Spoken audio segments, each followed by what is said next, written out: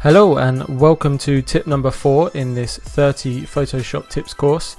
Today's tip is working non-destructively in Photoshop. Now, if you're not already, it's a great workflow to be in. To start with, I'm just going to read the official Adobe description on what working non-destructively actually means to give you a bit of understanding, and then I'm going to explain in layman's terms what that actually means. So from Adobe, non-destructive editing allows you to make changes to an image without overriding the original image data, which remains available in case you want to revert to it. Because non-destructive editing doesn't remove data from an image, the image quality doesn't degrade when you make edits. So essentially, when you have an image in Photoshop like we do here, when you transform, erase, distort, apply layer adjustments to this image, you're going to change the actual pixels in that image, and that is destructive. So you don't want to work that way. You actually want to work non-destructively. So you want to perform all your edits in a way that doesn't affect these original pixels. In a way you can get this back. You can get the original pixels back. There's various ways of doing that, and I'm going to explain a few. So working with smart objects, and also working with smart filters, retouching on a separate layer, cropping non-destructively, using layer mask instead of the eraser tool, making sure you use groups correctly instead of merging layers or combining layers, placing stock images into your composition or your photo manipulation correctly, and dodging and burning on a new 50% grey layer. Now, all of those techniques I've just described are available in the full course on our website. And what I'm going to do now, I'm going to show you one technique, which is using the clone stamp tool.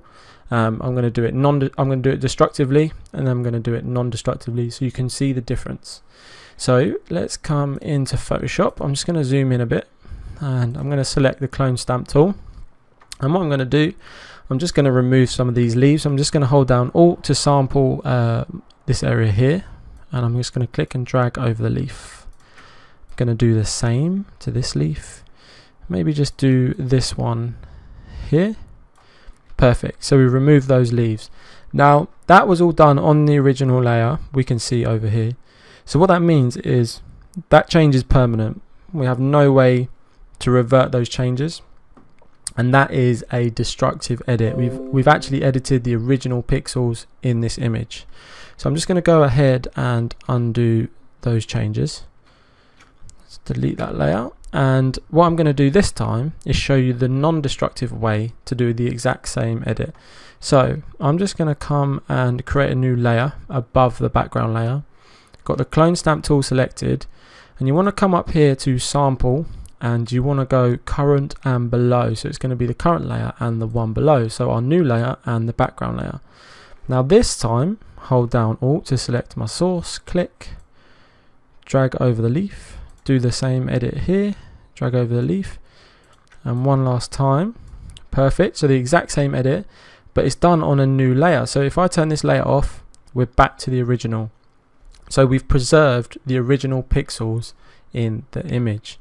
Turn that back on, you can see that the leaves are done. So that is a non-destructive workflow. It's a much better workflow. It allows you flexibility later in your editing. So say for example you had another 20 layers that you created here, you could go back to this layer, this clone layer, and make changes there. So thank you very much for joining me in this tutorial. I shall see you in the next one.